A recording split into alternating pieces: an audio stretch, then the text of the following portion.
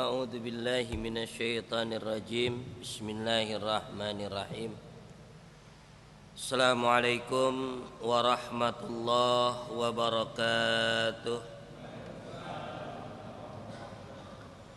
Alhamdulillah wa syukru ala ni'mah. Ashhadu an la ilaha illallah wa ashhadu anna Muhammadan abduhu wa rasuluh la nabiyya ba'da. Allahumma salli ala sayyidina Muhammadin wa ala alihi wa sahbihi wa man tabi'ahum bi ihsanin ila yaumiddin. Amma ba'd. Rabbi israh li sadri wa yassir li amri wahlul 'uqdatam min lisani yafqahu qawli. Raditu billahi rabba wa bil islami dina wa bi Muhammadin nabiyya wa rasulah. Rabbi zidna ilman warzuqna fahman wa amalan maqbula. Amin ya rabbal alamin. Yang kita sama muliakan, kita hormati para pengurus Masjid Asy-Syuhada, Perumahan Harapan Indah. Bukan di ujung genteng tapi ya. Biasanya ada ujung harapan gitu. Ujung harapan itu Masya Allah harapan terakhir berarti. Tapi kalau ini Masya Allah harapan indah. Mudah-mudahan Allah beri keberkahan semuanya. Dan juga tak lupa jamaah kajian duha pekanan mungkin ya. Yang saya hormati kaum bapak, kaum ibu rahimakumullah. Kabarnya mudah-mudahan baik semua, sehat semua, keluarganya juga mudah-mudahan. Alhamdulillah izin Allah Subhanahu wa taala kita bisa duduk kembali silaturahmi dari semenjak awal. Mudah-mudahan kita niatkan niat untuk i'tikaf di masjid ini. Mudah-mudahan duduknya menjadi duduk yang menjadikan turunnya rahmat Allah Subhanahu wa taala dan juga duduk yang mendapatkan ampunan daripada Allah Subhanahu wa taala, sehingga tidaklah kita pulang dari tempat ini kecuali Allah mengampuni dosa-dosa kita dan kesalahan-kesalahan kita. Amin ya rabbal alamin. Salawat beserta salam semoga Allah curahkan, Allah limpahkan pada qudwah kita, kecintaan kita, tauladan kita Sayyiduna Muhammad Rasulullah sallallahu alaihi wasallam. Pada pagi ini insyaallah sedikit saya sampaikan saja karena banyak yang bertanya. Sesungguhnya Ustadz apa ciri ahlus sunnah wal jamaah katanya gitu. Ya akhirnya kita jawabkan karakteristik ahlus sunnah wal jamaah. Ciri-ciri ahlus sunnah wal jamaah gitu. Mudah-mudahan ini bisa jadi jawaban dan kita mesti bisa nanti membandingkan gitu kan. Karena banyak juga sekarang yang ngaku-ngaku ahlus sunnah tapi omongannya sampai 2 bulan yang lalu, 3 bulan yang lalu di TV mengatakan ayat konstitusi lebih tinggi daripada ayat suci. Dia mengaku ahlus sunnah wal jamaah, malah pimpinan ormas Islam katanya ormasnya ahlus sunnah wal jamaah, tapi omongannya, perkataannya mengatakan ayat konstitusi lebih tinggi, lebih suci daripada ayat suci atau daripada hukum Allah. Nah model begini termasuk enggak ini pada ahlus sunnah wal jamaah? Mari kita lihat. Yang pertama ciri ahlus sunnah wal jamaah itu adalah orang yang mengaku ahli sunnah wal jamaah. Yang pertama Dia cirinya adalah hubbullah wa hubbur rasulih. Cirinya itu adalah hubbullah wa hubbur rasulih. Cinta kepada Allah dan cinta kepada Rasulnya. Nah, gitu. Itu ciri yang pertama. Yang kedua, ciri ahlu sunnah wal jamaah adalah hubbul al wa ashabi. Cinta kepada keluarga Nabi dan cinta kepada para sahabat Nabi. Gitu. Hubbul al wa ashabi. Cinta kepada keluarga Nabi dan cinta kepada para sahabat Nabi. Yang ketiga, hubbul ulama wal muslimin. Yang ketiga adalah hubbul ulama wal muslimin. Cinta kepada ulama, para ulama, dan cinta kepada sesama kaum muslimin. Gitu. Nah, itu karakter. Karakter itu apa? Karakteristik, ciri-ciri ya. Identitas.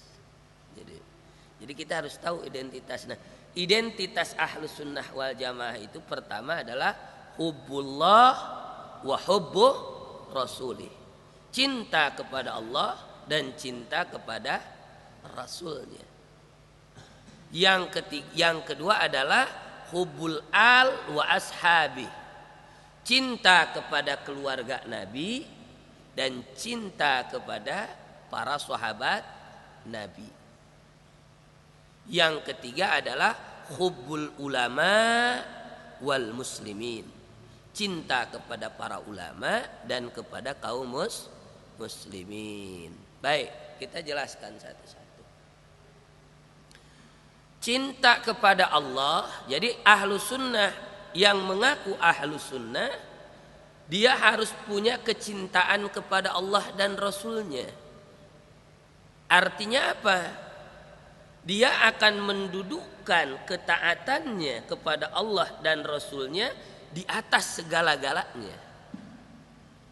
Dia akan mengikuti apa yang diperintahkan Allah dan Rasulnya di atas segala perintahnya. Itu. Dan dia akan mendudukkan keputusan Allah, hukum Allah di atas segala hukum yang ada di muka bumi. Itu artinya cinta kepada Allah.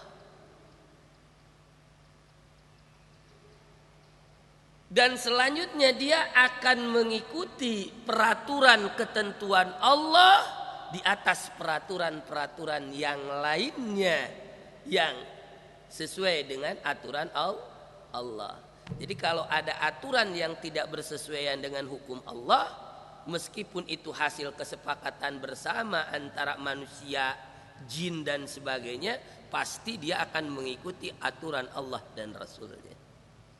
Itu artinya cinta.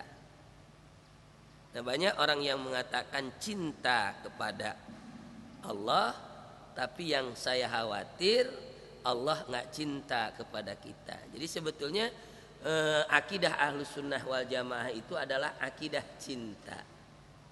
Enak ya ini. Ini berbicara akidah apa? Akidah cinta, sayang. Gitu. Nah, di dalam salah satu kitab Syu'abul Iman kita baca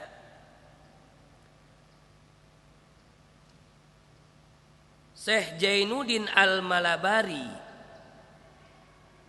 di dalam bait-bait syairnya, karena ini kitab berbentuk syair dan disyarahkan oleh Imam Nawawi Al-Bantani, bukan Imam Nawawi yang di Mesir tapi Imam Nawawi Al-Bantani, orang Banten sini, yang memang termasyhur.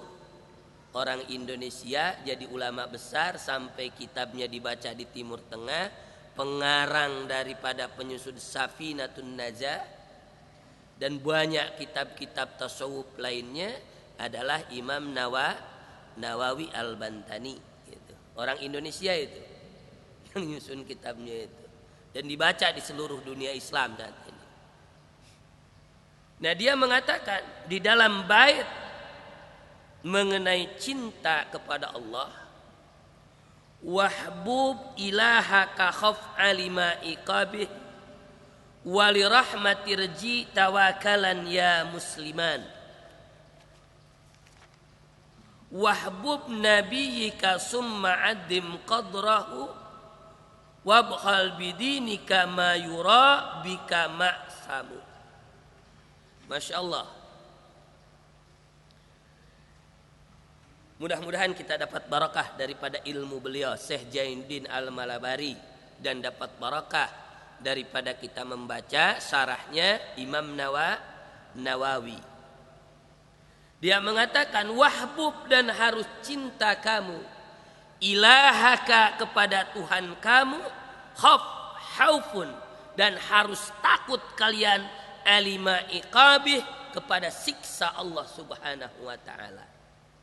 Jadi kita harus cinta kepada Allah dan kita harus takut kepada azab Allah Subhanahu wa taala. Artinya kalau memang kita cinta kepada Allah, kita cari rahmat Allah, cari kasih sayang Allah, lalu kita menghindar, menjauh daripada siksa Allah. Nah, bagaimana caranya supaya kita itu dapat kasih sayang Allah, rahmat Allah? Supaya Allah cinta kepada kita dijelaskan dalam Al-Quran, dalam surat cinta Allah kepada manusia. Nah, jadi Al-Quran ini sebetulnya surat cinta dari Allah. Dulu belum ada handphone ya Pak ya. Kita dengan mantan pacar kita yang sekarang jadi istri suka bikin surat. Ya betul begitu ya Bu ya. Kalau ditulis, sayang, tunggu saya di bawah pohon jamlang. Atau hujan bawa payung. Licin pakai tungked. Kalau malam bawa senter, bawa obor. Dulu kan begitu. Kalau sekarang sih udah modern anak-anak kita. Janjinya pakai BBM-an, SMS. Kalau kita enggak dulu. Surat diterima dibaca, oh ini nih yang dicintai ngajak bertemu gitu. Hujan dibela-belain. Kenapa? Karena cinta. Betul.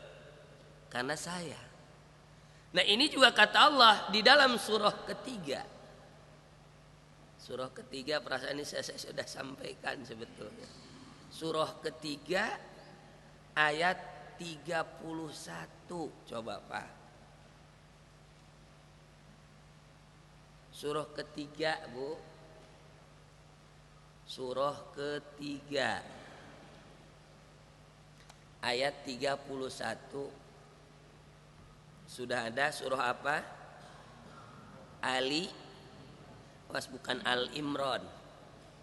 Ali Imran, keluarga Imran. Ada di sana ya Bu ya.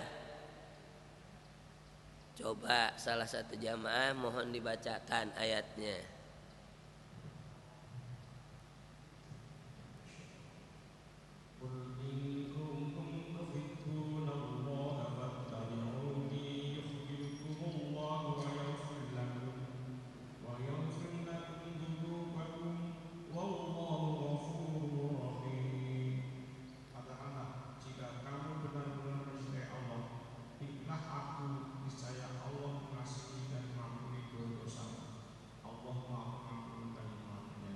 Itu ayat 31. Ayat 32-nya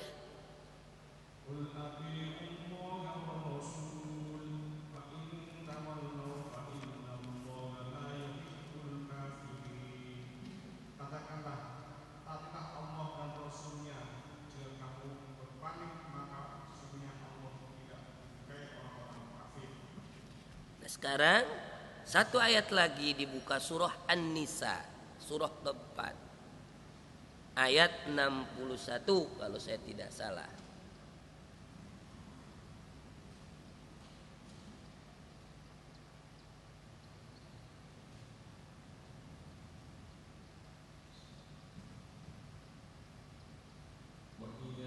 Eh, 64. Wa may yuti'u 64 apa 69 itu. Wa man yuti'ullah. Ya, 69. 69.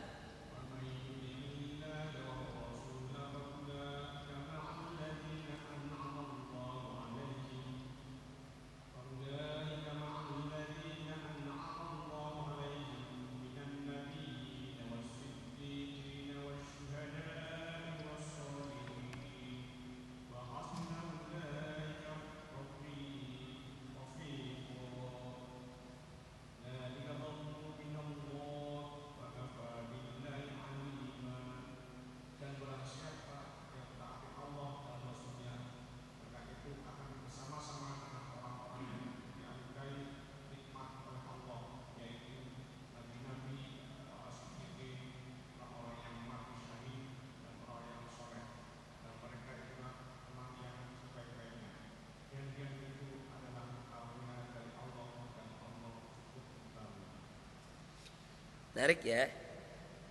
Jadi pada ayat ini jelas. Jadi cirinya kalau orang itu berarti dia akan selalu mentaati Allah.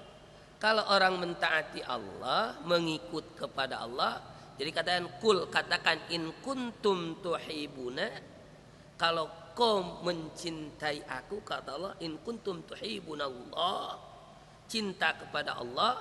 Nabi Muhammad disuruh oleh Allah, Muhammad, katakan kepada umatmu, kalau kalian, kata Allah, cinta kepada aku, kata Allah, fattabi'uni, maka ikuti Allah, ikuti aku, kata Allah. Wa may yuti, di dalam itu wa may yuti yang An-Nisa 99, barang siapa yang mengikuti Allah. Nah, ini balasannya. Di ayat 31 juga balasannya sudah disebutkan. Jadi syarat untuk cintanya Allah kepada kita, kita harus mengikuti Allah. Gitu. Syarat itu. Kalau kita tidak mengikuti Allah, jangan berharap Allah mencintai kita. Nah, sekarang seorang istri pasti akan mengikuti suaminya karena dia cinta. Kalau istri tidak mengikuti suami, berarti bukti si istri nggak cinta pada suami. Karena si suami cinta sama istri, permohonan istrinya diusahakan oleh dia. Sekuat tenaga. Saya tanya, kenapa Bapak bekerja?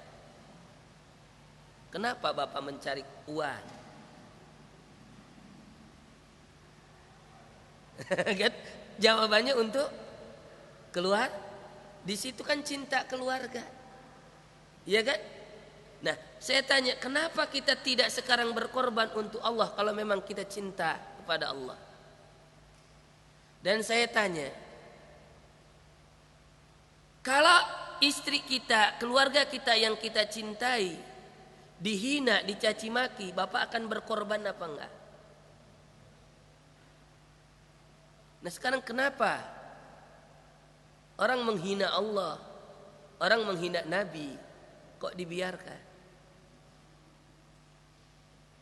Kita kan yang mengatakan cinta. Kalau begitu bohong nggak kira-kira? Sekarang ada kita punya istri lalu dikatakan, Bapak istrinya adalah pelacur. Bapak berangkat kantor tapi istri Bapak melayani yang lain di rumah. Ngambek apa enggak? Padahal kita tahu bagaimana karakter istri kita. Karena apa itu? Karena cinta. Nah, ini juga sama di ayat ini. Kalau memang ingin dicintai Allah, kata Allah, kalau memang kau mengatakan cinta, berarti tempatkan Tempatkan Allah pada kedudukan yang tinggi, tempatkan Rasul pada kedudukan yang tinggi. Ikuti Allah, ikuti Rasul, totalitas.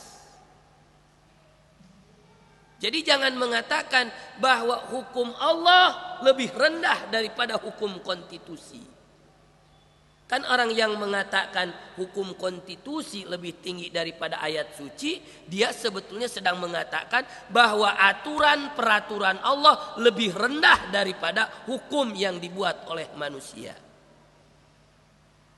Yang begitu kita kira-kira dicintai Allah apa enggak? Sesuai enggak dengan kehendak Allah? Sementara Allah mengatakan supaya ketentuan dan peraturannya ditaati. Nah, kenapa iblis itu hancur? Saya sering katakan, kenapa iblis itu jadi makhluk terlaknat? Bukan karena iblis tidak mengaku Allah sebagai Tuhannya, tetapi iblis tidak mau melaksanakan aturan Allah. Di dalam surah Kahfi yang dulu saya sudah bacakan, fafasyaka an amri rabbihi, inkar kepada perintah Tuhannya. Sama dengan kita mengaku cinta. Awas, ini yang pertama. Jadi tadi yang saya katakan itu yang di TV mengatakan ayat konstitusi lebih tinggi daripada ayat suci, Ahlus Sunnah bukan. Ahlus Sunnah bukan. Kenapa? Karena dia menempatkan hukum buatan manusia, peraturan buatan manusia lebih tinggi daripada peraturan Allah Subhanahu wa taala. Padahal di dalam kitab yang namanya Man syakka bil Quran faqad kafara. Barang siapa yang ragu terhadap Al-Quran, ragu terhadap ketentuan Allah, maka dia termasuk orang kafir. Boleh dibuka di dalam kitab Sulam Mutaufik, itu dijelaskan di sana. Ragu saja dengan kebenaran Al-Quran, ragu saja dengan peraturan Al-Quran, bukan nolak, ragu-ragu akan kebenaran Al-Quran, maka dia termasuk orang kafir. Apalagi kalau menempatkan Al-Quran di bawah konstitusi. Jadi jelas ya Pak ya? Gitu. Ada contoh lagi saya tanya. Tadi saya katakan semua yang di sini insya Allah cinta kepada Allah. Nah, kalau cinta kepada Nabi apa? Ikuti sunnah Rasul. Sampai Nabi mengatakan man ahabba sunnati, gitu kan? Barang siapa yang cinta kepadaku, maka dia cinta kepada sunnatku. Dan barang siapa yang cinta kepada sunnahku, kana ma'iya fil jannah, maka dia akan bersama-sama dengan Nabi di surganya, di surga Allah Subhanahu wa taala. Jadi kalau kita ingin ditempatkan oleh Allah di jannahnya, cinta kepada Allah, cinta kepada Nabi. Cinta kepada Nabi, ikuti Nabi. Bagaimana cara mengikuti Nabi? Cara mengikuti Nabi adalah mengikuti sunnah-sunnah Rasulullah Sallallahu Alaihi Wasallam.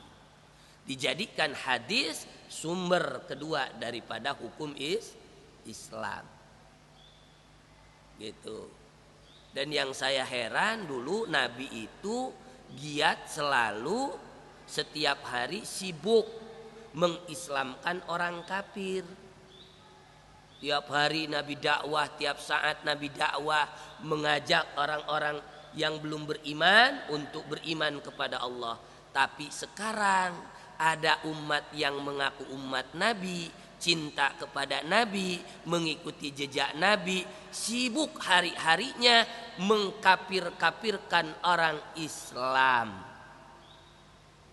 Ada nggak yang begitu? Nabi dulu setiap hari sibuk mengislamkan orang kafir. Sekarang ada orang Islam sibuk sehari-hari mengkafirkan orang Islam. Ini bid'ah dolalah finnar, bid'ah dolalah finnar. Semua dibilang bid'ah. Sampai baca Sirah Nabawiyah dibilang bid'ah.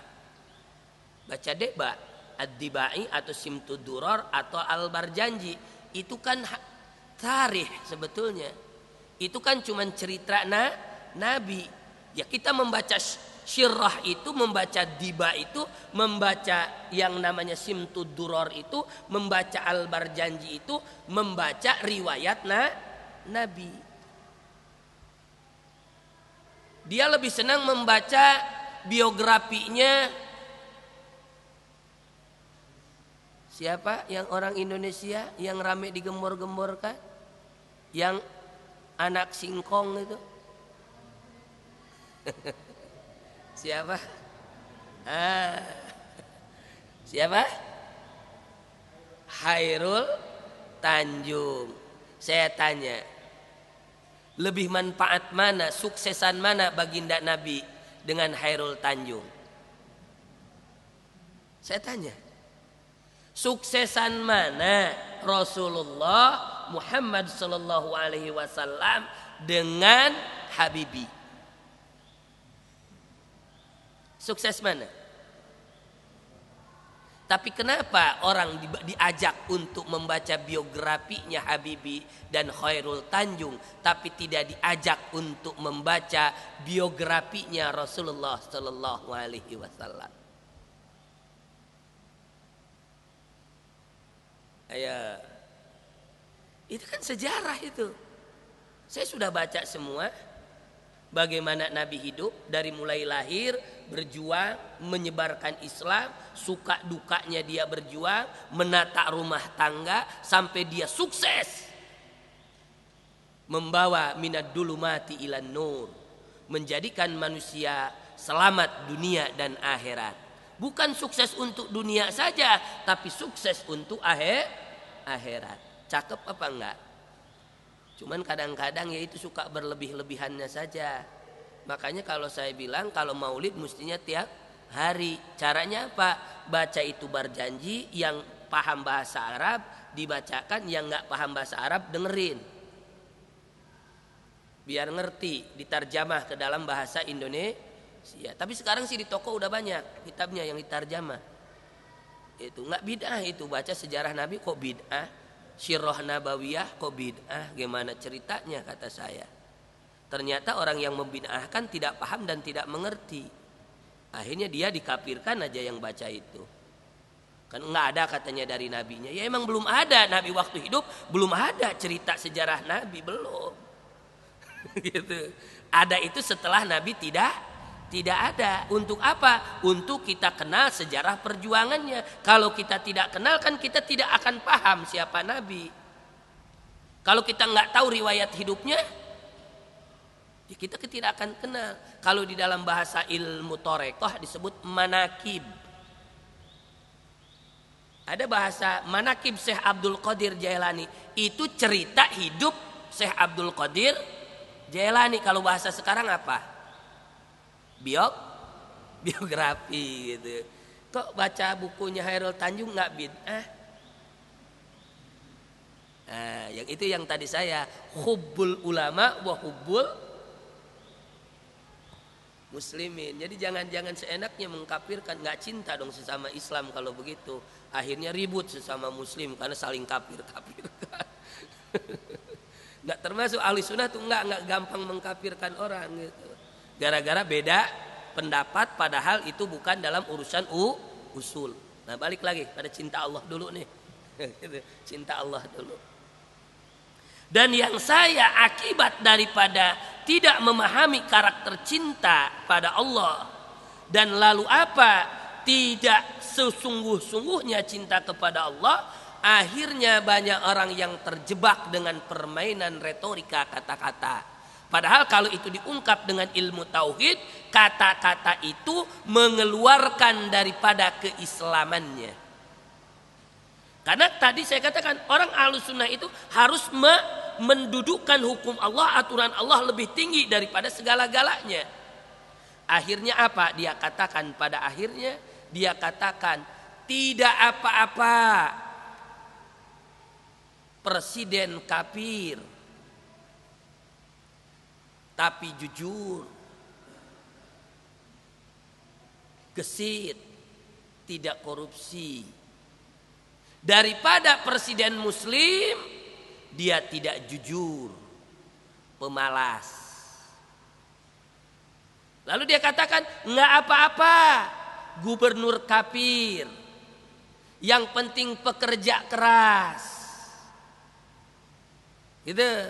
Daripada pemimpin muslim tapi pemalas. Dia katakan lagi, tidak apa-apa. Polisi kafir, tentara kafir, yang penting disiplin, daripada polisi dan tentara muslim yang tidak disiplin. Kira-kira itu kata-kata sekilas bagus apa enggak? Kira-kira kata-kata itu sekilas bagus apa enggak? Dan yang paling menyedihkan bagi saya, di Jakarta sekarang banyak ulama yang kiai, nggak apa-apalah biarin Ahok karena sudah konstitusi. Pakai manajemennya manajemen nyerah, nggak apa-apa, biarlah dia kafir jadi gubernur karena sudah konstitusi. Padahal dari awal sudah diingatkan oleh para ulama, dari awal udah diingatkan. Haram orang Islam dipimpin oleh orang kafir. Kan udah jelas begitu. Tidak boleh itu. Yang ngomong ulama. Sampai mengatakan lagi tidak apa-apa. Kira-kira itu kata-kata bagaimana? Bahaya apa enggak? Bahaya enggak? Bahaya. Nanti kalau dibiarkan itu tidak dijelaskan. Sepertinya baik memperbanding-bandingkan antara orang beriman dengan orang kafir, lalu sifat orang kafir semuanya baik, lalu orang mukmin yang beriman sifatnya jelek semua. Kan begitu. Nah, akhirnya timbul nanti kalau dibiarkan, akan timbul seorang perempuan mengatakan, nggak apa-apa bersuamikan orang kafir, yang penting setia daripada muslim tidak setia. Kira-kira bahaya apa enggak kalau begitu? Sementara nikah kepada orang kafir boleh enggak menurut Allah? Boleh apa enggak? Haram, tidak boleh. Tapi kalau dibiarkan nanti akan terjadi. Dan sekarang udah mulai coba buka di dunia maya. Itu disambut betul itu kata-kata tadi. Dan yang paling bahaya lagi besok akan ada berkata anak-anak kita mengatakan, nggak apa-apa jadi orang kafir, lebih baik jadi orang kafir kaya raya daripada jadi orang muslim miskin papa. Kalau udah begitu hancur apa enggak? Hancur apa enggak? Akhirnya, nah ini berawal tadi itu, berawal daripada mengatakan cinta kepada Allah tapi menempatkan hukum manusia di atas segala hukum. Bukan, mestinya yang ditempatkan adalah hukum Allah yang di atas hukum itu. Lihat dulu rujukannya sesuai enggak peraturan itu dengan peraturan Allah. Kalau sesuai, sam'an wa ta'an. Saya dengar, saya patuhi. Tapi kalau tidak sesuai dengan aturan Allah dan Rasul, maka harus dikoreksi, harus diluruskan. Kenapa? Apalagi di negara yang berdasarkan Pancasila yang pertama ketuhanan yang Maha Esa, artinya secara logika hukum ini memang betul bukan negara Islam, tetapi ini negara yang menghargai nilai-nilai agama. Saya tanya Pak, kalau di dalam Bulung Garuda lambangnya bintang di tengah apa di pinggir? Di tengah apa di pinggir? Di tengah. Yang lainnya berarti sila ketuhanan yang Maha Esa menduduki pokok apa? Inti apa bukan? Inti. Sila ketuhanan itu menduduki nilai inti, pokok. Yang lain itu adalah terinspirasi daripada nilai Tuhan. Awas, itu jangan salah itu. Jadi yang lain itu harus nyangkut. Jadi kalau begitu peraturan presiden, peraturan pemerintah daerah, peraturan menteri tidak boleh keluar daripada nilai ketuhanan yang Maha Esa. Tatkala keluar daripada nilai ketuhanan yang Maha Esa, maka kita luruskan, kita kritik, gitu. Kita rubah, sesuaikan dengan hukum Allah. Itu namanya cinta kepada Allah. Perjuangkan itu. Jadi kalau di dalam Islam Ahlus Sunnah mengatakan Ahlus Sunnah wal Jamaah begitu. Jadi tatkala peraturan manusia itu sesuai dengan hukum Allah, sam'an wa ta'an, dengar, lakukan. Tetapi kalau tidak sesuai, maaf, kami akan kritik, kami wajib meluruskan, kami wajib merubah sehingga sesuai dengan aturan Allah Subhanahu wa taala dan Rasulnya. Sepakat nggak yang di sini kalau begitu? Nah, cuma nanti konsep caranya, teknik di lapangannya saja bagaimana gitu kan? Itu harus disepakati dulu. Lanjut. Nah, ini kul in kuntum tuhibbunallah. Karena supaya Allah dapat cinta kepada kita, akhirnya kita diampuni. Lalu wa may yuti'illahi war rasul, kita taat kepada Allah dan Rasul, maka itulah ganjaran dari Allah, kita mendapat kedudukan yang tinggi sesuai dengan orang-orang yang telah didudukan kedudukannya oleh Allah Subhanahu wa taala. Jelas sampai di situ Pak, Bu? Bu, bagaimana sampai di situ? Ini baru cinta kepada Allah dan Rasul ini, belum cinta keluarga dan sahabat, belum cinta ulama dan ini kita dudukkan dulu kecintaan itu kepada Allah Subhanahu wa taala. Jadi jangan sampai kita terbuai dengan kata-kata tadi. Nah, sama kenapa orang-orang itu ternyata setelah saya teliti di internet yang melontarkan kata-kata perbandingan tadi adalah hanya orang-orang yang bugut, orang-orang yang benci kepada Islam, orang-orang yang benci terhadap aturan Allah Subhanahu wa taala. Terutama dari kalangan sekularisme, orang-orang liberalisme yang sedang apa? Sedang menggerogoti iman umat Islam. Kalau kita ngikutin berkeyakinan, ya nggak apa-apalah orang kafir jadi pimpinan kita, nggak apa-apalah gubernur. Nah itu bahaya itu. Besok-besok kita udah nggak peduli lagi mau jadi siapa kayak presidennya 2019. Karena mereka sedang sekarang itu merancang. Jakarta tolak ukur, Jakarta uji coba. Nah sekarang ulama di Jakarta, kiai di Jakarta udah banyak yang menyerah. Apakah Bekasi mau bupatinya atau wali kotanya juga? Nggak apa-apa. Nah, jawabnya nggak apa-apa. Yang penting udah konstitusi. Enak banget kalau udah begitu. Nyerah umat Islam, bohong cintanya kepada Allah. Kenapa hukum Allah tidak diterapkan?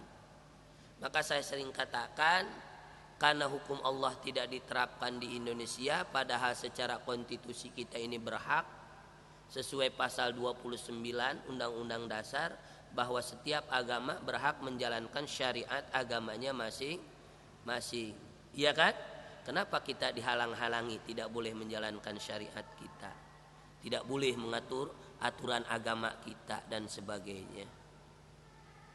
Akhirnya jadi celaka negeri ini. Akhirnya negeri ini lagi tidak bersesuaian. Seyogianya menjadi baldatun thayyibatun warabul ghafur, ternyata negeri kita ini menjadi negeri minal musibah ilal musibah. Dari bencana ke bencana. Sekarang lagi bencana apa? Udah mulai darurat narkoba. Udah lagi dibilangkan sekarang darurat hukum.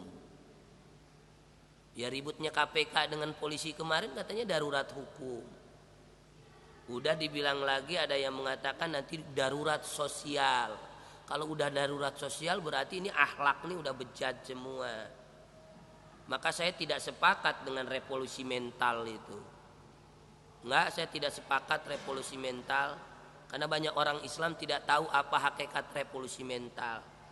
Setelah saya pelajari apa itu revolusi mental, saya dapatkan sumber buku yang disusun oleh Karl Marx.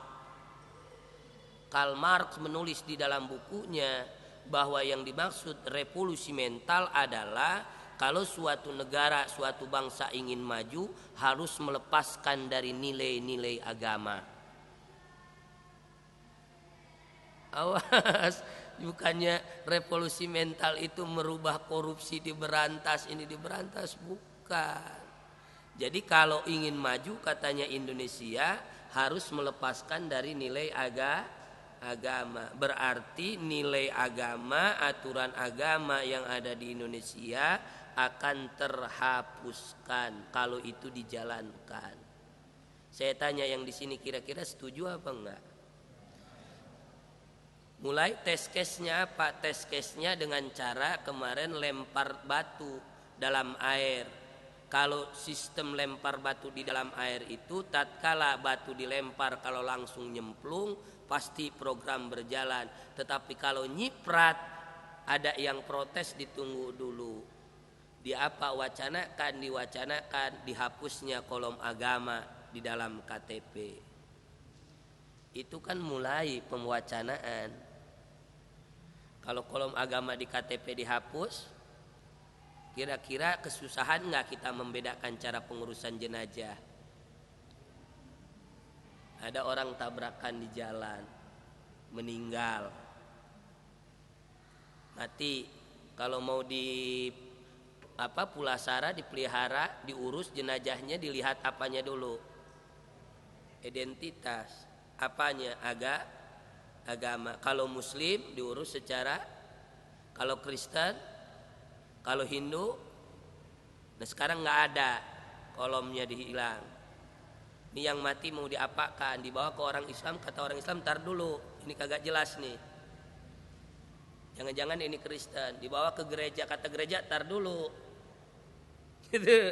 Jangan-jangan ini Hindu, bawa lagi kemana, ke kelenteng, tar dulu. Akhir ujung-ujungnya itu mayat dibuang ke got gitu. Nah, ini wacana cerdas atau wacana goblok? Ini yang mewacanakan begini, ini wacana yang memang dia ini orang pinter atau orang bahlul? Jadinya wacana-wacana yang kadang-kadang ngawur-ngawur ini dipakai di republik ini. Itu tidak menempatkan nilai hukum Tuhan, padahal harus ketuhanan yang Maha Esa. Lalu mengatakan, dari mana Ustadz mengatakan Tuhan yang Maha Esa itu Allah Subhanahu wa Ta'ala? Yang model begini mesti dijawab. Selama ini kita dipojokkan terus. Jawabannya tidak mengada-ada. Kalau Al-Quran jelas, betul. Al-Quran jelas, Qul huwallahu ahad. Yang dimaksud Esa, ahad adalah Allah. Tapi kan ini katanya orang-orang harus secara konstitusi, Ustaz. Apalagi orang yang ngomong model tadi, ayat konstitusi di atas ayat suci. Di mana bukakan dalilnya? Saya bukakan dalilnya, lihat preambul pembukaan Undang-Undang Dasar 1945. Teliti di dalam pembukaan itu. Malah setiap hari Senin itu para polisi, pejabat semua membaca. Malah ada petugasnya dibacakan. Pembukaan Undang-Undang Dasar 45 itu dibacakan. Coba ayat alinea keempat ditulis di sana, negara berdasarkan atas ketuhanan yang Maha Esa. Itu alinea keempat. Tapi jangan lupa alinea sebelumnya, alinea ketiga, berkat rahmat Allah Subhanahu, Indonesia merdeka. Jadi Indonesia merdeka berkah siapa? Berkat rahmat. Apakah di situ ditulis secara konstitusi berkat rahmat Tuhan Yesus? Ditulis nggak dalam pembukaan undang-undang? Apakah ditulis di dalam pembukaan alinea ketiga di situ berkat rahmat Siddhartha Gautama? Tapi ditulis berkat rahmat Allah Subhanahu. Nah, kami belajar bahasa, belajar ini itu dinamakan kalau ada kalimat sebelumnya lalu ada kalimat yang lain pada berikutnya, maka domirnya merujuk ke atas. Jadi yang dimaksud Tuhan yang Maha Esa itu di dalam Pancasila adalah Allah Subhanahu wa Ta'ala. Gitu. Maka negeri ini harus diatur oleh hukum Allah. Sepakat begitu. Awas itu dasar itu nggak bisa dirubah itu. Coba aja rubah itu konstitusi itu. Berarti merubah yang anti Pancasila adalah PKI. Maka besok kalau ada pemimpin yang nggak mau nerima hukum Allah diterapkan, ana curiga. Bukan jangan-jangan bukan Islam, dia hanya ngaku-ngaku doang Islamnya. Jangan-jangan dia kelompok komunis. Nah, ini sengaja saya bikin. Logika kita mesti jalan, berpikir, jawab. Karena kita ini mau melaksanakan secara utuh hukum Islam, kita selalu dibenturkan. Maka kita mesti jawab dengan dalil mereka. Nah, saya jawab sekarang dengan mereka, dalil mereka. Ayo silakan. Saya tantang, ayo diskusi Pancasila dengan saya. Mau sejauh mana diskusi itu tentang pemahaman itu? Ayo kita berbicara wawasan kebangsaan. Gitu. Dan supaya kita berjuang ini jangan selalu dihadap-hadapkan. Padahal kita punya koridor yang telah ditetapkan oleh para pendiri bangsa dan negara ini. Insya kembali cinta Allah dan cinta Rasul. Nah tadi itu menyamakan. Nah kalau mau membanding-bandingkan antara orang kafir dengan orang Islam, kalau dalam ilmu perbandingan kita bikin tesis, ada teori eval to eval. Kalau membandingkan itu mesti yang selevel, yang sama. Tidak boleh membandingkan orang kafir dengan orang Islam. Sekarang presiden kafir, baik, jujur. Gubernur kafir, pekerja keras. Ya gitu, ini rajin, disiplin. Sementara yang muslim pemalas, tidak jujur, tidak disiplin. Nah kalau kita mau membanding-bandingkan mesti sebanding, eval to eval. Kalau kita membandingkan duren, harus dengan duren. Betul. Umpama begini, duren Medan lebih harum daripada duren Serang. Sebanding apa enggak? Duren dengan duren. Umpama lagi, maaf nih kita bandingkan, kotoran ayam lebih bau daripada kotoran burung. Kotoran dengan kotoran. Dia bilang duren Medan lebih harum daripada kotoran ayam. Sebanding apa enggak? Sebanding apa enggak? Enggak. Sama itu dengan membandingkan orang kafir lebih hebat daripada orang mukmin. Itu enggak level. Dijawab oleh Allah. Bagaimana kedudukan orang kafir di mata Allah Subhanahu wa taala? Coba dibuka surah ke-98.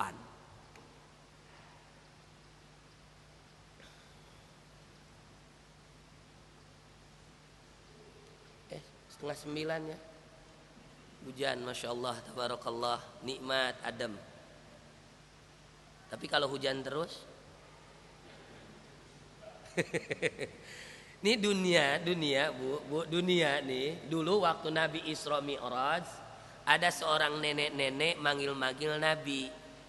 Untuk Nabi nggak ngelirik, lalu nanya pada malaikat Jibril yang mendampingi, ya Jibril, siapa nenek tadi yang bersolek? Nenek bersolek manggil-manggil. Kata malaikat Jibril, itu gambaran dunia. Maka dunia ini umurnya udah tua. Kalau udah tua bersolek repot. Coba kalau udah tua bersolek, pakai bedak pipa yang nomor 6 aja nggak nempel-nempel itu, ya kan? Kena air ngeglosor aja, beda yang masih muda. Nah seperti dunia sekarang, baru dikasih air hujan dikit aja longsornya udah gede, ya kan? Longsornya itu di mana-mana, ya udah nggak nempel lagi itu bedak lo. Karena gambaran kata Nabi, dunia udah tua, yang udah tua dandan bagaimanapun, ya udah nggak enak aja dilihat. Dicantikin apa juga udah sama nih dunia nih. Udah ada ayatnya surah apa? Al-Bayyinah, yang suka disebut surah Lam Yakunil. Kita tidak baca semua, tapi lihat pada ayat ke-6. Coba Pak dilihat ayat ke-6. Ada ya? Ada kan? Ayat ke-6 sampai selesai Pak, coba dibaca.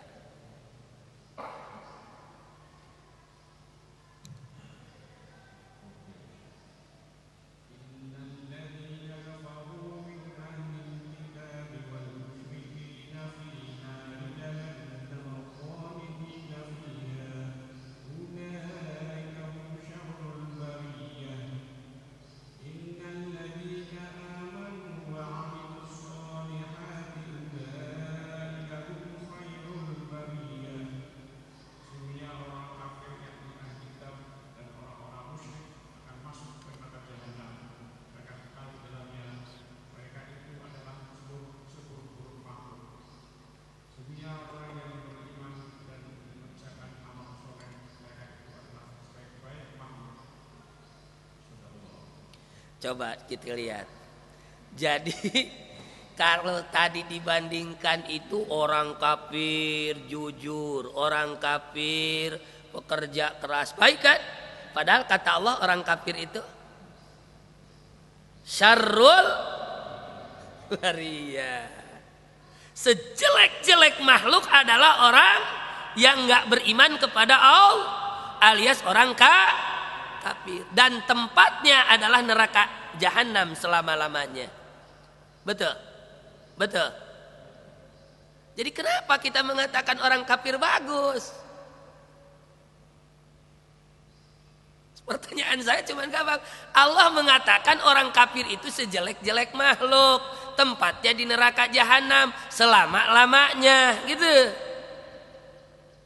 Kalau orang beriman, beramal soleh, itu sebaik-baik makhluk. Berarti ada orang beriman nggak beramal soleh bagus juga. Saya bukan sedang menceritakan, membandingkan ini Allah yang menyebutkan. Jadi ada orang beriman, innalladzina amanu wa amilus soleh khairul bariyah. Nah, berarti kan ada orang yang beriman tapi amalnya belum mengerjakan yang baik, yang soleh. Dia masih tetap bagus di mata Allah. Orang beriman korupsi itu jelek, haram maling itu.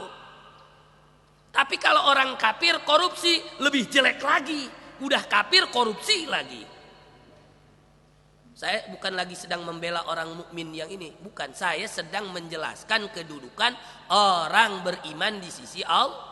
Maka dikatakan oleh Allah, "Faman ya'mal misqala dzarratin", amal baik sedikit pun akan ini, tapi kuncinya adalah iman.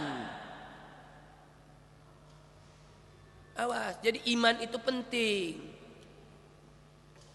Iman itu adalah penting. Maka Nabi menjelaskan sebagian umatku masuk surga tanpa dihisab, sebagian lagi masuk mampir dulu di neraka.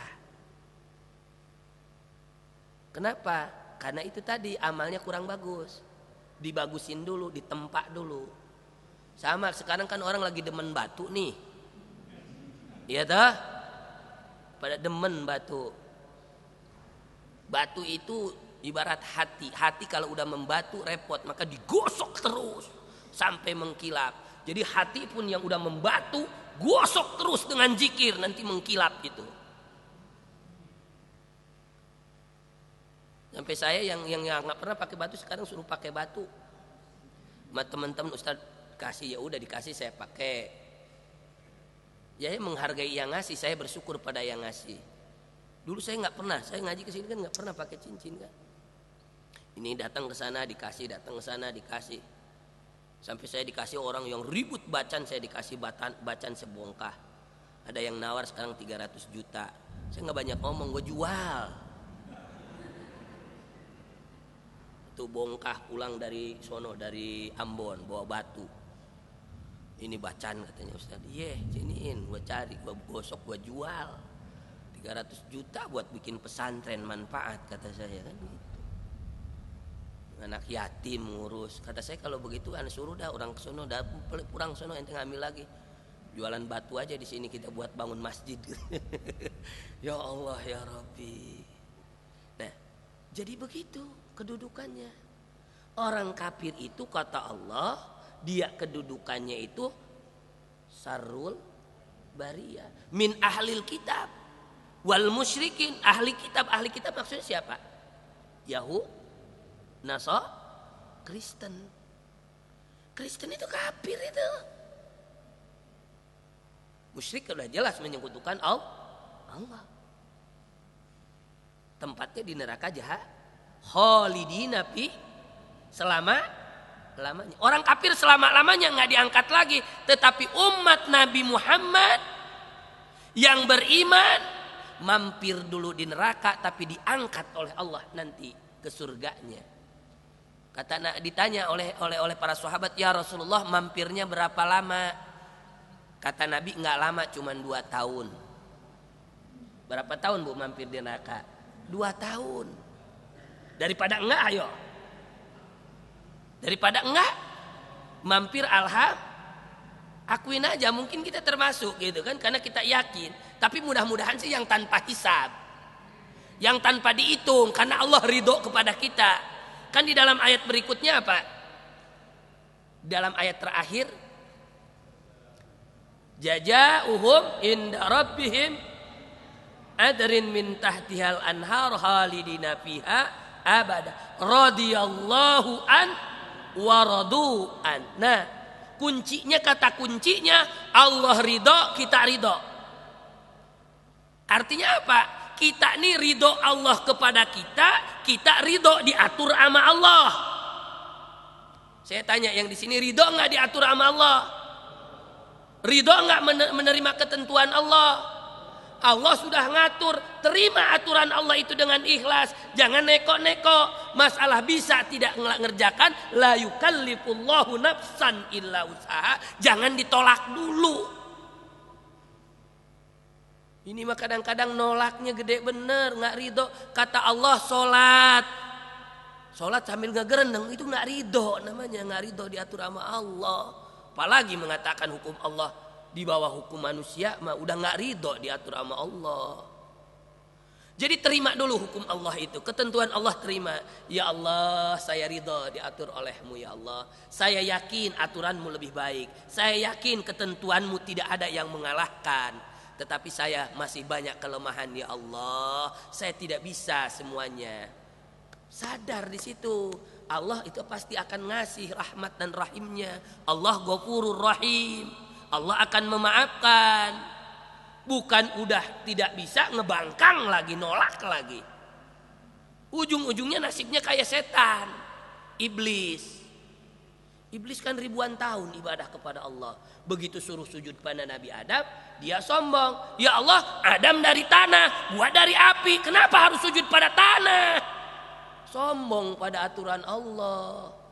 Akhirnya jadi celaka. Hati-hati. Terima dulu Bu. Ya betul ya Allah. Suami itu boleh punya istri lebih daripada satu. Tapi saya belum bisa ya Allah. Jangan sampai suami saya nikah lagi. Begitu, jangan ini mah. Udah sana. Kalau ini lari aja sekalian. Weh, jadi laki-laki ditantangin jadi itu. Hati-hati ibu-ibu. Laki-laki sukses umur 40 tahun. Materi ada, ditantangin, oh jadi bener. Udah kalau begitu kawin aja lagi, nggak apa-apa, ya bener jadian. Ntar kalau udah gitu baru nangis. Ya kata saya salah manajemen itu. Karena nolak hukum Allah. Saya enggak terima. Ini contoh saja.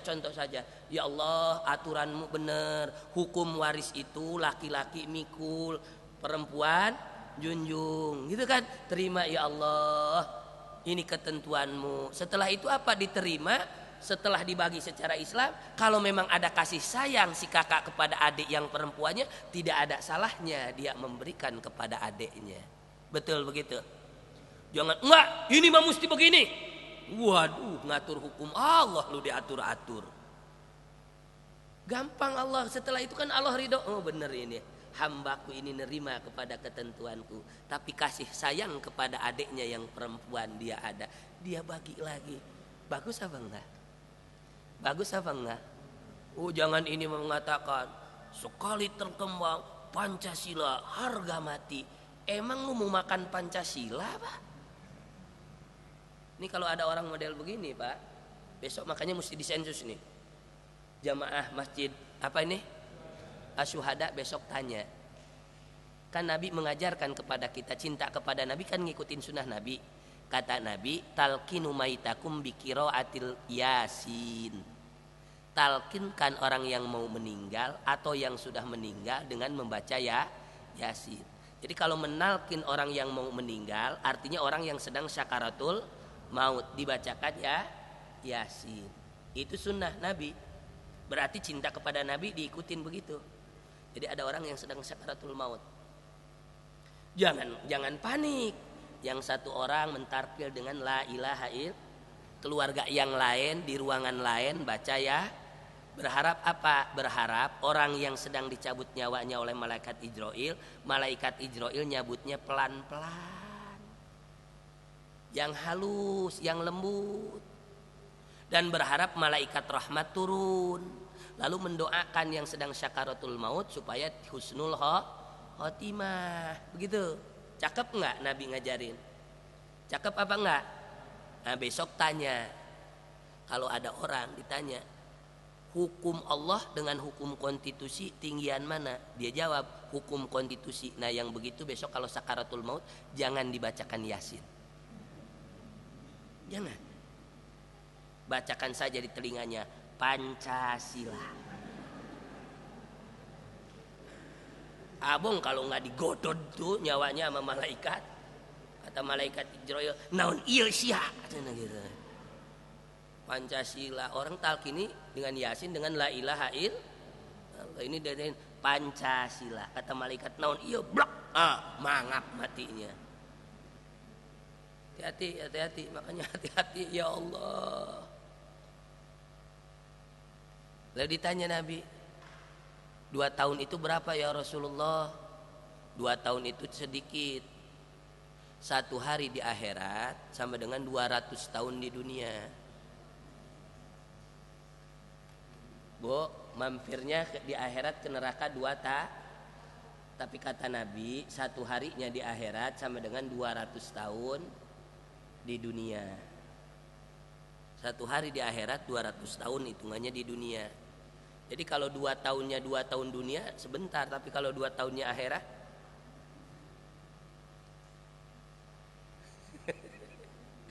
orang pada gembira, 2 tahun Ustadz, iya 2 tahun, tapi 2 tahunnya gimana? Baru dia tuh. Nah ini balik kepada tadi ini. Awas, jadi yang punya iman itu bagus enggak ya? Meskipun dia belum bisa beramal soleh, di mata Allah tetap bagus. Kalau kita belum bisa full melaksanakan hukum Allah, masih bagus. Yang penting kita ridho, Allah ridho. Artinya kita tentuan Allah kita terima. Dan kita akan punya keterbatasan.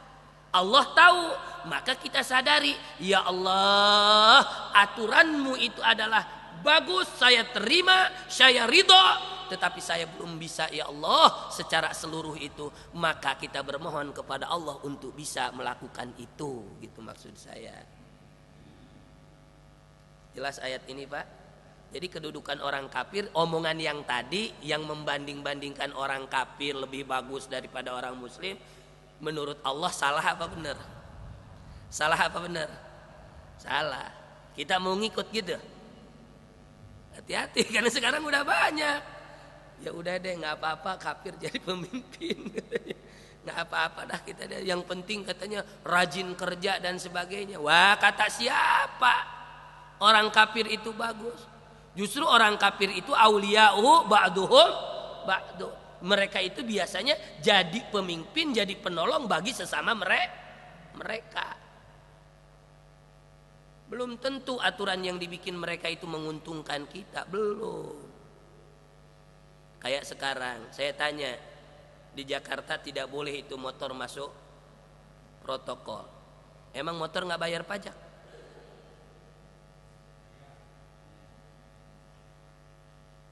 Yang banyak punya motor orang Islam apa orang kafir?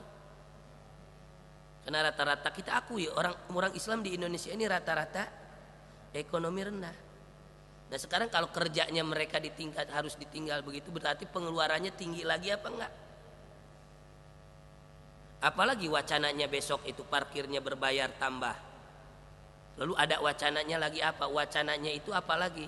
Yaitu wacananya itu mobil yang bukan letter B nggak masuk Jakarta. Apakah itu nggak membuat nanti keributan? Kalau mobil-mobil letter B, letter D, letter luar daerah nggak boleh masuk Jakarta, apakah kita yang letter B nanti bisa masuk Bandung? Orang Bandung juga akan marah. Lu letter Jakarta lu nggak boleh, harus pakai letter D Jawa Barat katanya. Kan itu jadi kacau itu. Makanya pemimpin belum tentu dia itu belum. Makanya bagaimana? Makanya kalau kami membuat solusinya milih gubernur rakyat yang muslim, Kiai Haji Fahru Roji Ishaq. Jadi kalau saya ditanya, Ustaz di Jakarta iya gubernurnya siapa? Kiai Fahru Roji Ishaq. Bukan Ahok menurut saya. Karena boleh, maka saya ngangkat gubernur. Gubernur saya Fahru Roji Ishaq, orang Islam, ahlu sunnah, kiai, orang Betawi. Mampunya di situ, kita mampunya di situ, betul. Karena kalau kita, kecuali kalau kita ya kita bakar kantor wali kota, kita bakar pasti didengar itu, jadi gak dirobah. Cuman kita udah siap apa belum? Ternyata kita belum siap. Itulah yang disebut la yukallifullahu nafsan. Jadi kita sekarang mampunya baru di situ. Ya Allah, ini salah ya Allah, ini kau larang ya Allah, tapi saya belum mampu ya Allah. Baru saya sampai di situ kemampuan saya ya Allah. Ampuni saya, rahmatkan saya. Karena di sini tadi wahbub ilaha kahab alima iqabih wali rahmatirji tawakalan. Dan kepada rahmat Allah, kasih sayang Allah, kita harus selalu berharap. Jadi harapan jangan digantungkan kepada manusia, harapan gantungkan kepada Allah. Berharap kepada manusia kadang kita kecewa, tapi berharap kepada Allah insya Allah tidak akan ada kekecewaan. Tidak di dunia, kita berharap dapat nikmat di akhirat. Betul? Insya Allah. Ini baru satu Pak. Ciri Ahlus Sunnah wal Jamaah baru satu. Mudah-mudahan dan bulan-bulan berikutnya ingetin saya, kita lanjut. Ini pun hubullah ini belum selesai, saya ungkap semua ayatnya. Nanti kita sampaikan ayat-ayat yang lainnya insya Allah. Mungkin dari sampai di situ, karena hari ini saya punya penyajian bulanan di Petamburan, saya harus langsung. Kalau ada 1-2 pertanyaan insya Allah kita selesaikan dulu. Nah, pengajian bulanan boleh nanti Bapak juga pulang ke rumah, cari gelombang radio Rasil, dengarkan sambil di rumah dengan keluarga sambil istirahat. Judul hari ini temanya pengajian bulanan di Petamburan adalah hukuman mati bagi penghina Nabi. Dan itu akan diungkapkan dalil-dalilnya berdasarkan hadis Rasulullah dan bagaimana sikap Rasulullah dulu tatkala beliau ada terhadap para penghina Nabi dan penghina agama. Jangan dikatakan tidak ada. Kasus Charlie Hebdo itu saya acung jempol. Saya pernah ditanya, diwawancarai oleh salah satu berita dari Prancis, bagaimana sikap FPI karena saya bagian sekretaris umum sekarang ini. Saya jawab, saya di FPI mengucapkan syukur alhamdulillah kepada Allah, dan saya berdoa lebih banyak orang-orang yang pemberani untuk membunuh para penghina Nabi. Saya berdoa karena saya belum mampu. Ya, maka saya memohon kepada Allah, ya Allah banyakkan orang-orang yang punya keberanian untuk membunuh para penghina Nabi. Saya galak di sini aja udah dianggap apa, padahal belum seberapa dengan orang-orang yang di sana berani begitu. Saya kalau FPI galak berani ya, belum apa-apa. Mereka mah udah berani, dicari, dieksekusi, tidak salah, masuk, ditanya ini, jeder, selesai. Karena itu udah 6 tahun Pak menghina. Bikin karikatur, bikin ini, udah diprotes oleh dunia. Sampai pemerintah Prancisnya protes dan sebagainya. Akhirnya diselesaikan. Pemerintah Indonesia lebay, ngikut berbela sungkawa. Kemarin kemana yang hina Nabi kok tidak pernah protes. Nah sekarang ada yang membunuh penghina Nabi ngikut bela sungkawa. Itulah imannya yang lebay itu. Kalau itu udah diam aja, diam, menurut saya diam aja. Dulu yang banyak yang menghina Nabi nggak ngadain pernyataan apa-apa, sekarang juga kan itu lebih ajib ya. Ini mah lain. Yang menghina Nabi kagak dilarang, ada yang ngebunuh yang hina Nabi ikut bela sungkawa. Ya dasar pengjilat kata saya kan gitu. Ingin mencari ridho tuannya doang. Ya silakan Pak, sebelum saya akhiri kalau ada yang mau disampaikan.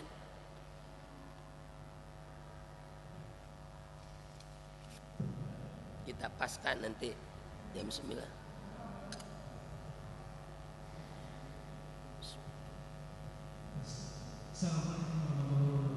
Assalamualaikum warahmatullahi wabarakatuh. Pak Ustaz, saya mau tanya Pak, apakah ada grading ulama? Jenisnya ulama yang tidak bisa patuhi sama ulama yang remeh, katakanlah yang gampang nyerah. Ada nggak dalam kitab dari Islam yang tidak bisa patuhi? Terima kasih. Jadi terima kasih Pak, Bapak penanya. Cuman jawabannya sampai hari ini saya juga bingung. Justru kata Nabi, kalau ingin baik umat itu tergantung pada dua masalah, yaitu ulama dan umaroknya. Kalau ulama dan umaroknya baik, maka umat ini akan baik. Tapi kalau ulama dan umaroknya jelek, umat pun akan jelek. Lalu saya ditanya, ulama yang bagaimana yang harus kita ikuti? Adakah di zaman sekarang yang bisa nilai itu bapak-bapak? Tinggal dinilai saja. Ulama itu bisa istiqomah enggak di dalam mengadakan fatwanya? Sesuai enggak dengan Al-Quran? Sesuai enggak dengan hadis? Saya tidak bisa menunjukkan sipulan. Karena bingung di akhir zaman ini. Sekarang banyak dipanggil ulama, dipanggil ahli agama, tapi ternyata dia bukan agama tapi politikus. Gitu. Dia dipanggilnya kiai haji, tetapi ya begitu, kalau udah kebijakannya konstitusi, dia kekiaiannya ditunda dulu. Padahal yang namanya ulama itu harus menjelaskan meskipun itu pahit. Imam Syafi'i di penjara, imam-imam yang lain semua di penjara karena menunjukkan keeksisannya. Ini baru mau di penjara aja udah ketakutan, akhirnya berubah fatwanya. Kalau dulu ada Profesor Dr. Buya Hamka, dia berani keluar dari MUI karena dia memfatwakan haram hukumnya untuk Natal bersama, dan mengucapkan Natal pun haram kata Hamka. Lalu dia disuruh mencabut itu omongannya, dia tetap bertahan, lebih baik keluar dari majelis ulama, lebih baik dia dimusuhi oleh orang, karena memang kata Allah begitu. Tapi kalau sekarang Masya Allah, ahli hadis, imam besar masjid di Jakarta, dia mengatakan nggak apa-apa umat Islam ngikutin hari Valentine. Saya sampai gode-gode, padahal ahli hadis. 10 tahun di Mekah dia mondok ngaji kitabnya. Datang ke Indonesia kena angin. Indonesia ini emang anginnya angin mamiri. Hampir semua gerakan Islam juga sama. Di luar itu garang-garang. Begitu masuk Indonesia kayak kerupuk disiram air. Ces gitu. Oh di sono itu dia ngangkat senjata, hilafah, daulah hilafah Islamiyah. Dia datang ke Indonesia boro-boro. Nah ini anak jadi bingung. Jadi begitu Pak. Jawabannya kalau saya harus nunjuk orang per orang saya tidak sanggup. Tapi ya kriteria minimal kayak Profesor Buya Hamka dah. Beliau betul-betul ulama, istiqomah yang saya tahu, dan banyak ulama-ulama yang biasanya di kampung-kampung di ini. Kalau ulama di Jakarta apalagi ulama selebritis ya udah payah dah.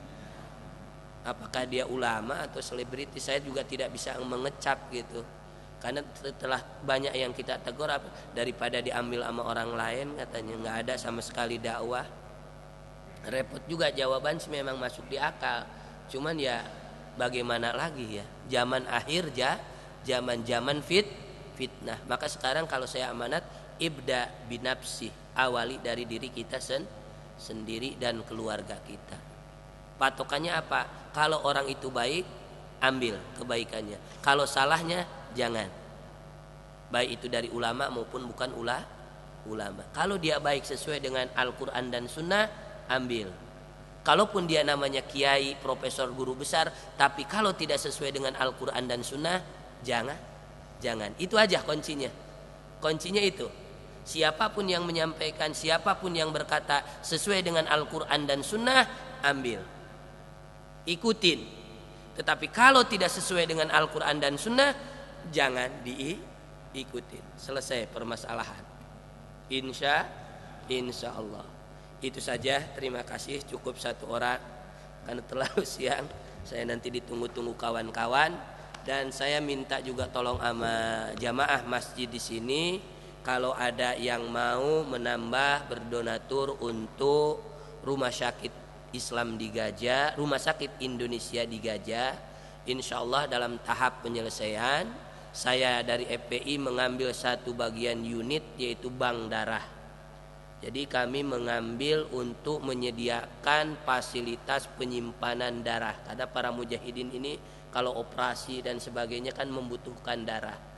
Nah, kemarin kita hitung dananya itu sekitar untuk 2 miliar uang rupiah, dan kami telah memberikan 1 miliar bukan dari FPI tapi dari umat melalui FPI.